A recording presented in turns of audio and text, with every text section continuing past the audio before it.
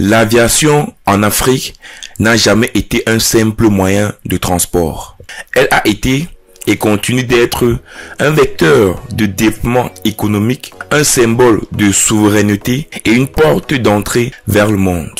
Pourtant, ce chemin n'a été sans obstacle. Les compagnies aériennes africaines ont dû naviguer à travers des tempêtes financières, des turbulences politiques et des infrastructures souvent inadéquates. Quand on parle de compagnies aériennes connues dans le monde, de nombreuses personnes évoquent Air France, Qatar Airways, Emirates, British Airways, Ryanair, Lufthansa et d'autres grosses compagnies aériennes américaines telles que Southwest Airlines, Alaska Airlines ou même American Airlines. Certains Africains vivant à l'étranger qui y vont dans leur pays d'origine pour des vacances ou même pour des affaires prennent ces compagnies aériennes populaires. Dans le secteur du transport aérien passager, les compagnies aériennes africaines sont très peu représentées, voire même invisibles.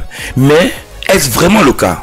Aujourd'hui, en Afrique, il existe environ 20 à 30 compagnies aériennes majeures qui opèrent à l'échelle nationale et internationale. Certaines des plus connues incluent Ethiopian Airlines, Egypt Air, Royal Air Maroc, Sun African Airways, Kenya Airways, Air Algérie et beaucoup d'autres compagnies aériennes africaines. Avant de parler de la représentativité des compagnies aériennes africaines dans le secteur du transport passager, faisons un tout petit peu un retour en arrière sur l'histoire des compagnies aériennes africaines. Quand on évoque la première compagnie aérienne ayant vu le jour en Afrique, la majorité de personnes évoquent Air Afrique. Oui, le terme Air Afrique, bien pensé par le colon français, laisse penser que cette compagnie aérienne est l'œuvre de tous les pays africains.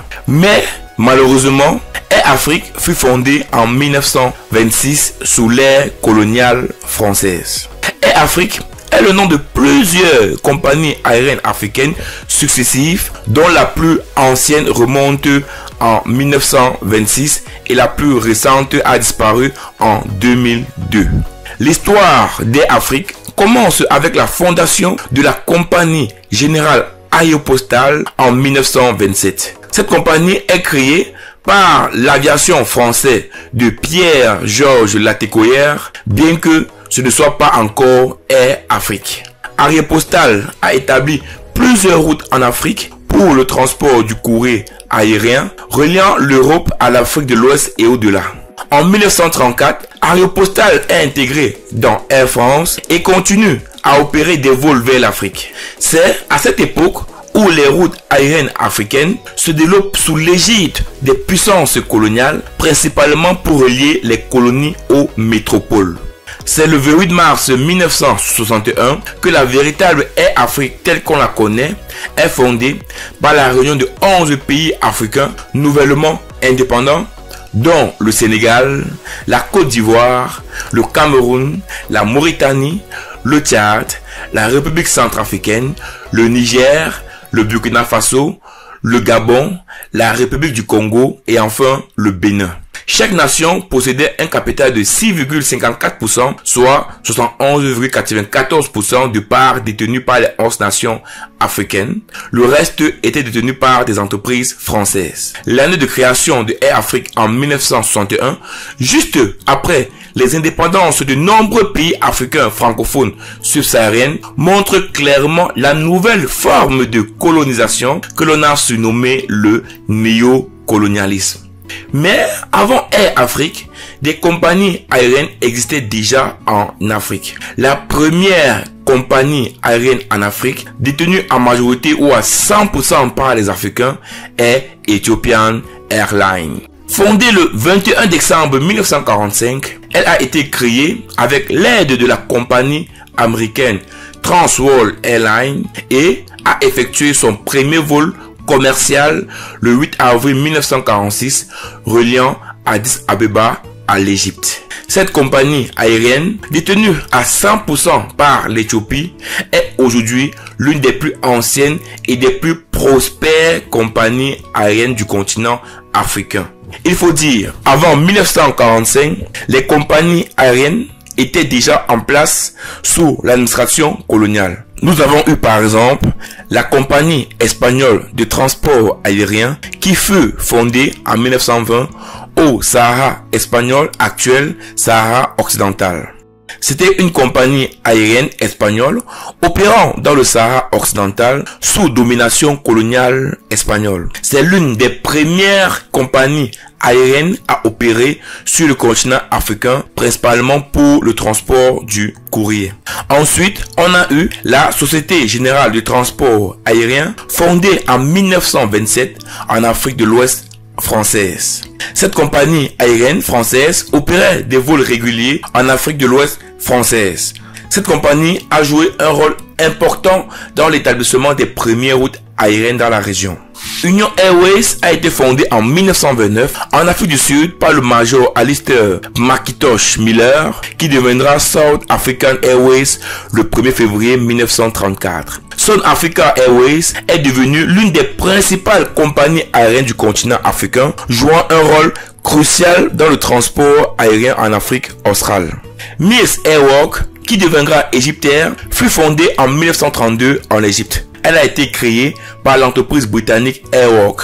Elle est l'une des premières compagnies aériennes commerciales d'Afrique. Aujourd'hui, la majorité de ces compagnies aériennes ont disparu ou existent sous d'autres dénominations.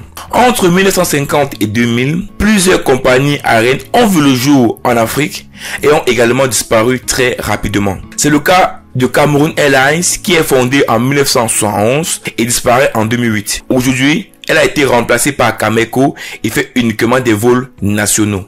Air Gabon, fondée en 1977, disparaît en 2006. Air Sénégal, la première version, créée en 1971, disparaît en 2009. Air Ivoire, fondée en 1960, disparaît en 2011. Air Ghana, fondée en 1958, disparaît en 2024. Zambia Airways, fondée en 1948, disparaît en 2009. Air Djibouti, la première version, fondée en 1963, disparaît en 2002. Uganda Airlines, la première version, fondée en 1976, disparaît en 2009. Nigeria Airways, fondée en 1958, disparaît en 2003. Nous pouvons constater que le début du 21e siècle a été fatal pour plusieurs compagnies aériennes africaines. La disparition des compagnies aériennes en Afrique a été causée par une combinaison de facteurs économiques, politiques, techniques et opérationnels. Pour la majorité des compagnies aériennes, les causes de leur disparition sont dues à une mauvaise gestion, à des dettes élevées, à des coûts opérationnels élevés, à une dépendance accrue aux subventions gouvernementales parce que le capital était détenu en majorité par les États et non par des entreprises privées. Certaines des compagnies aériennes africaines ont été placées sur la liste noire de l'Union européenne en raison de problèmes de sécurité, les empêchant de voler vers l'Europe, un marché crucial. 6 fois plus d'accidents aériens qu'en Europe. L'Afrique détient même en la matière le record mondial. Il faut prendre en compte le fait que la plupart des compagnies africaines fonctionnent malheureusement avec un mauvais modèle économique. C'est des détenteurs d'avions et malheureusement en grande partie des avions de seconde main qui ont été déclassés sur les ciels occidentaux. En termes de consommation, ils coûtent beaucoup plus cher et les Africains ont toujours ce dilemme entre acquérir du matériel d'occasion qu'on leur présente comme étant moins cher et utiliser les avions de nouvelle génération. Comme vous le dites, les parts de marché, le nombre de passagers qui voyagent en Afrique tourne aux environs de entre 2,5 et 3% du trafic mondial. Très loin devant l'Asie-Pacifique qui tourne aux environs de 33% de parts de marché, de passagers sur ce continent. Le deuxième élément, c'est que l'Afrique reste encore la compagnie où on dénombre le plus grand nombre d'accidents. Et troisième élément, l'Afrique est l'un des continents où on dénombre aussi le plus grand nombre de compagnies qui déposent le bilan. Hein? Mais pourquoi cela? Pourquoi les compagnies africaines éprouvent de réelles difficultés à s'affirmer sur le marché? Vous l'avez dit tout à l'heure, les parts de marché des compagnies, 80% environ des passagers sont tractés par des compagnies qui ne sont pas des compagnies africaines, ce sont des compagnies européennes, asiatiques, américaines, ainsi de suite. Les compagnies africaines sont des compagnies relativement pauvres. La flotte de ces compagnies est constituée pour la plupart d'avions de seconde main, hein, qui ont entre 15 à 30 ans d'âge. Hein. L'environnement pour la maintenance en Afrique est un environnement pratiquement inexistant. Hein. Les grands centres de maintenance ne se trouvent pas en Afrique. Il y en a quelques-uns, il y en a au Maroc. Hein, un centre qui a été ouvert avec, en collaboration avec Air France. Il y en a en Afrique du Sud, mais on les compte. Hein. Donc on est dans un environnement qui n'est pas un environnement favorable pour une opération, pour des opérations aériennes sécurisées. Bon, la plupart des compagnies africaines, si vous regardez leur structure de flotte, hein, c'est des flottes qui sont composées d'avions, les avions les moins âgés ont entre 10 et 15 ans. Hein, et ça va jusqu'à 30 ans parfois. Hein, maintenant, il y a certaines compagnies telles que Ethiopian Airlines, Kenya Airways, Royal Maroc, hein, Air Sénégal SA qui vient de naître affiche, comment dirais-je, une intention ferme de mettre en place une flotte jeune et moderne. Mais quand vous regardez, par exemple en Afrique centrale, c'est pas le cas.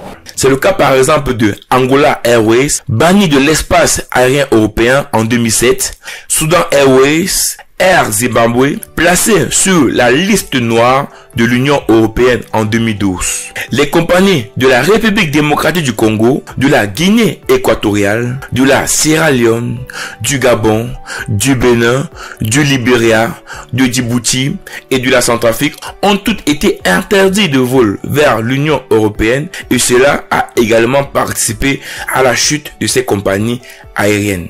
Il faut dire également que les compagnies aériennes africaines ont fait face à une concurrence croissante de la part de compagnies internationales mieux financées et plus expérimentées. Ces compagnies offraient des services de meilleure qualité à des tarifs compétitifs. L'ouverture des marchés aéropostaux africains à la concurrence étrangère dans les années 1990 a permis aux grandes compagnies étrangères de dominer les routes lucratives au détriment des compagnies nationales africaines. Mais une des causes profondes de la disparition des compagnies africaines est la dépendance excessive des passagers internationaux. Dans de nombreux pays africains, les compagnies aériennes ont souvent dû compter principalement sur les passagers internationaux, des touristes, des hommes d'affaires, des expatriés ou même des ressortissants qui vivent à l'étranger. Cela a créé une dépendance dangereuse sur les flux de passagers volatiles liés aux conditions économiques globales et à la perception de sécurité. Le faible pouvoir d'achat de nombreux Africains a limité la demande locale pour les services aériens. Les billets d'avion étaient souvent trop cher pour la majorité de la population, ce qui a réduit le marché potentiel pour les compagnies aériennes locales.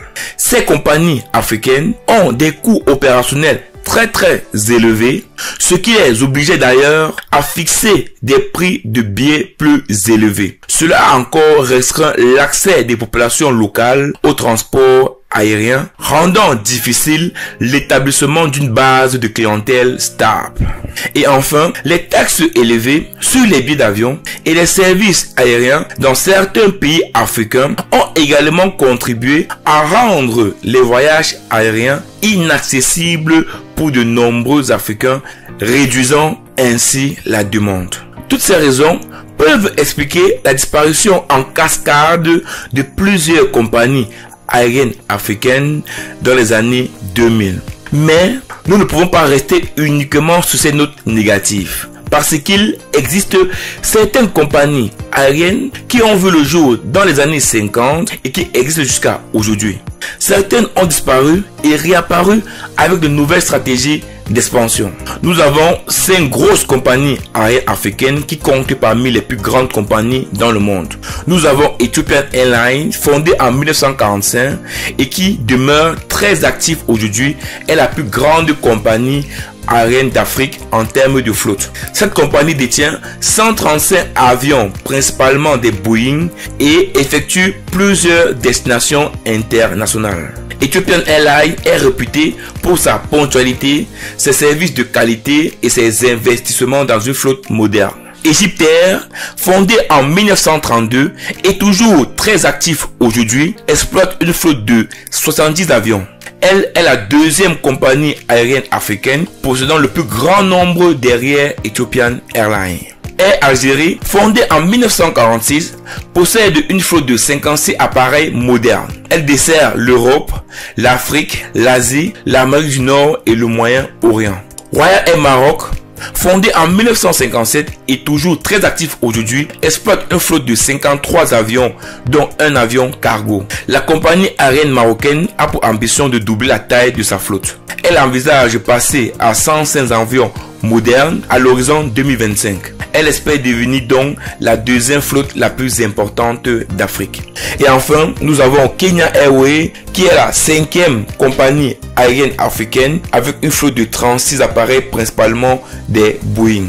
Il est clair que nous ne pouvons pas énumérer toutes les compagnies aériennes africaines qui font la fierté du continent dans une vidéo de 30 minutes. Mais derrière l'histoire tragique de plusieurs compagnies aériennes, on retrouve également certaines qui ont su s'adapter, se réinventer et devenir des compagnies d'envergure internationale. Mais il faut dire que le projet unique africain du transport aérien de l'Union africaine vise une grande liberté du transport aérien en Afrique. L'objectif de ce marché unique est de lever les restrictions d'accès au marché pour les compagnies aériennes, de supprimer les restrictions de propriété, de s'accorder mutuellement des droits de trafic aérien étendus de la première à la 5e liberté, sans incidence sur les droits de cabotage, et de libéraliser la fréquence des vols et les limites de capacité.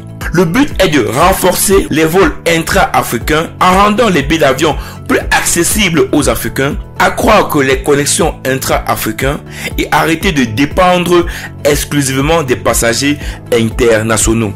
Grâce à ce projet de marché unique, le transport aérien pourra ouvrir et relier des marchés, rendre les échanges commerciaux plus fluides en Afrique et permettre aux entreprises africaines de s'intégrer aux chaînes d'approvisionnement mondiales.